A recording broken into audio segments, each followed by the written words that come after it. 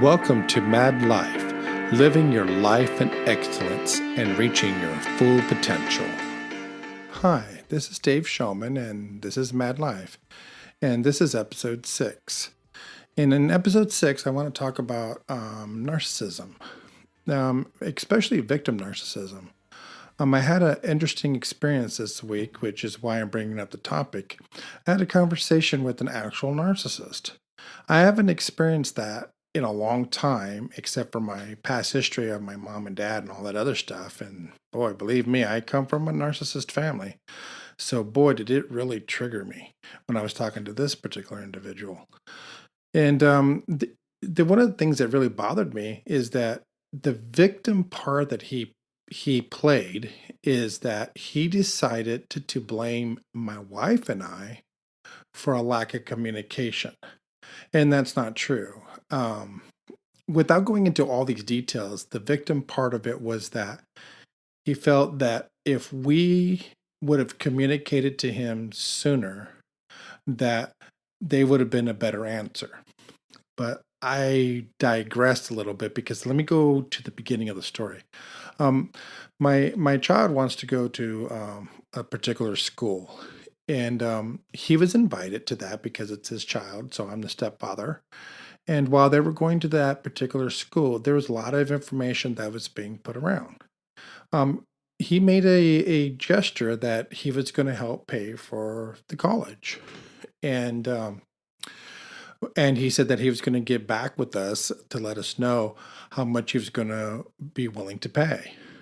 And so that was back in January, I believe, that we had this information meeting with the particular school.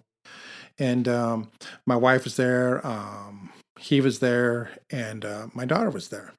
And so we heard this conversation that transcribed. Oh, and also the administration, lady that was there, so that it was a nice meeting, and so that everybody was on the same sheet of music. So in the process of waiting for this particular information, we had to fill out the FOSFA for our daughter. We had to figure it all out, use our tax information, all this other stuff.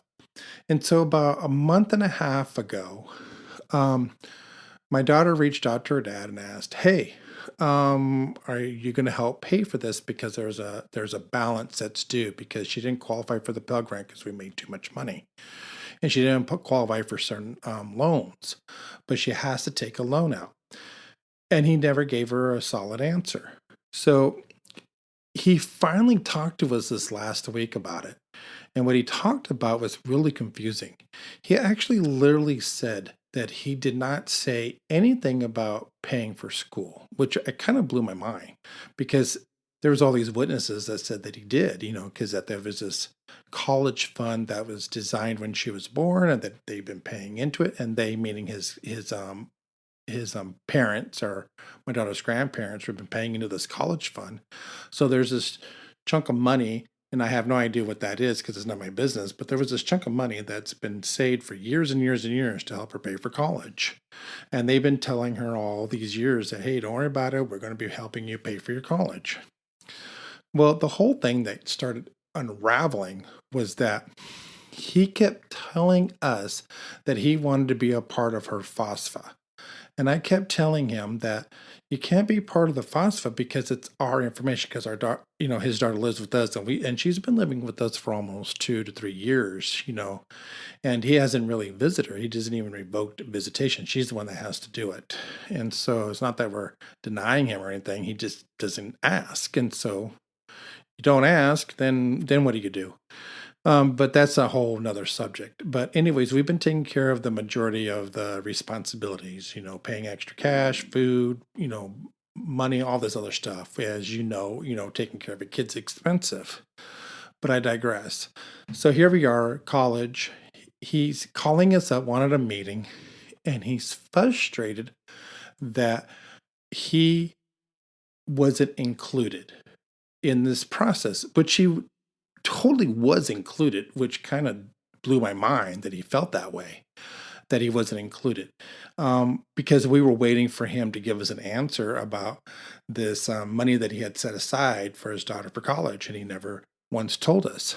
So the purpose of this meeting was to gaslight us into thinking that that we were all at fault for not including him in the process. And then he gaslight us thinking that he doesn't understand how the school is being paid for. And granted, this guy has been through school. He has a bachelor's degree and he has I believe, a master's degree. So he knows all about the inner workings of schooling and everything else. I've been through school, so I know how financial aid works and everything else. In most schools, you have to fill out the FAFSA. He was just blown away. But the conversation I had with them was really triggering me.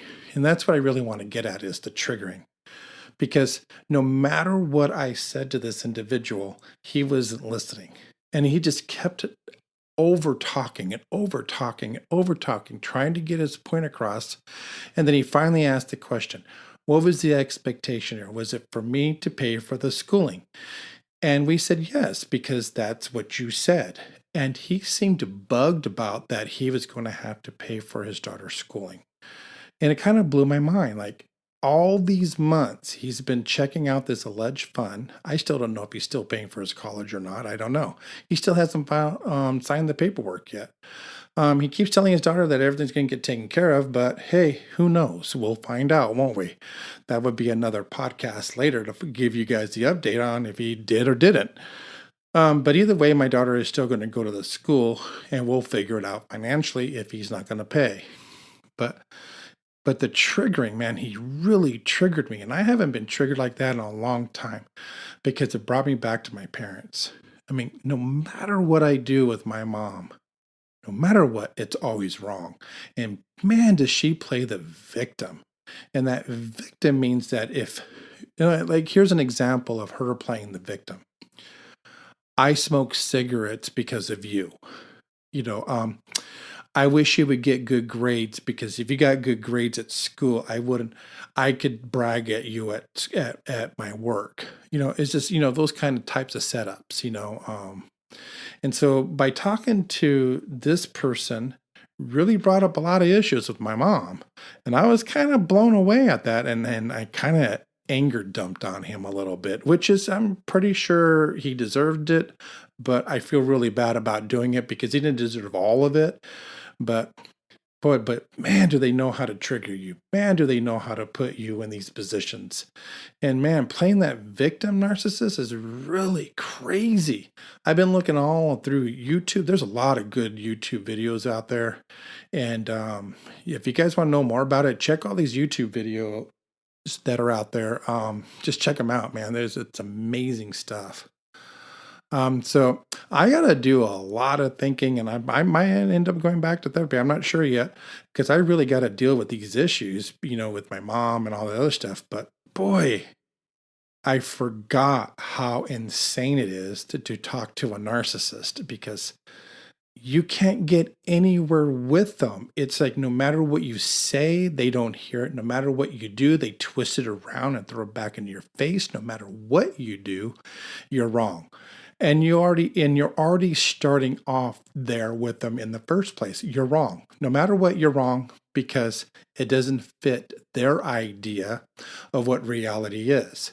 And it's always blaming the other person. So if you know you're going into this particular type of a conversation, you know for sure that this person's a narcissist or abusive or whatever it is, be mentally prepared, because no matter what you do, you're going to be wrong. And in fact, there's some things that this person that I was looking on YouTube, and he says, the attitude of entitlement mood is dependent on the people around them. That means that, if I understood that, that means that they will assimilate themselves around the people that are around them, and then blame them for not doing what they would expect them to do.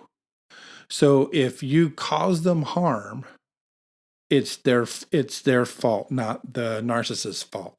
And no matter what you do, because everybody's going to fall short, you're always come from that place that you're always going to be at fault no matter what, because their whole world is based off of the reality of them viewing the world through their scope and through their eyes. It's almost like you need to read their minds to know exactly how to answer them so that you can move on from there. I'm going to tell you something, man. It is very interesting, and I'm going to dive more into this because I got to be a little more prepared for it. It's like, again, it's been a while since I've dealt with somebody like this. And I looked at my wife and I literally asked her, how did you live with this individual if these are the type of circular and cycle conversations that you have, and pretending that he doesn't understand and doesn't know anything? I got to give her kudos, man. And it explains a whole lot on how she reacts to me sometimes, because she lived with this guy for almost 12 to 13 years dealing with this abusive neglect, no matter what you do, you're wrong attitude with this individual. And I don't normally beat up exes or anything like that, but man, I've experienced firsthand, and it saddens me that my daughter has to deal with this individual, and it saddens me that my ex-wife, I mean my not my ex-wife, my wife had to deal with this. Boy, there's some Freudian. My ex-wife is very narcissistic too. What's wrong? Oh my gosh, wow, I just thought about that.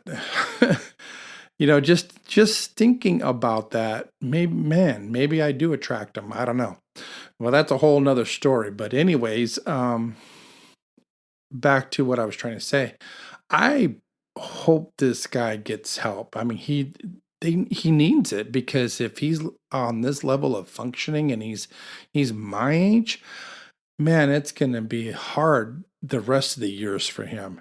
And I hope that he gets help, and I pray for him all the time, that God changes his heart and he becomes a better person and that he does right by individuals. But I'm trying to check myself, man. I've been having mental conversations with me. I've been checking in with my wife about, man, did I say anything that I shouldn't have said? Did I have crazy speak? Did I speak alien or whatever it is? So he didn't completely understand. And she said, no, you said everything right. Even though when I got upset, it was still right. And I guess it was a years of buildup, and I finally just dumped on this poor man.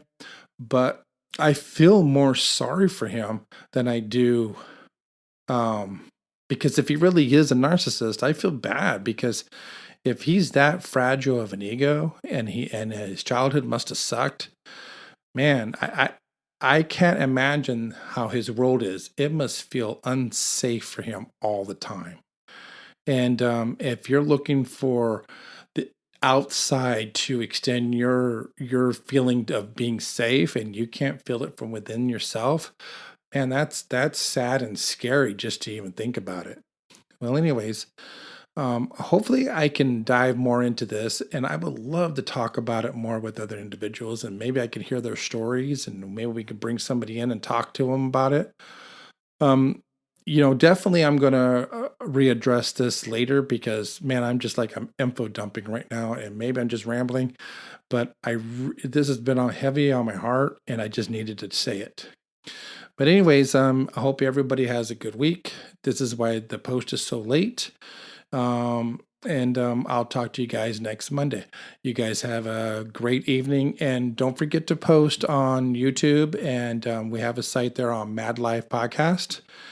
And please give me some feedback, and I would love to talk to you. Thank you, and you all have a good night. Bye.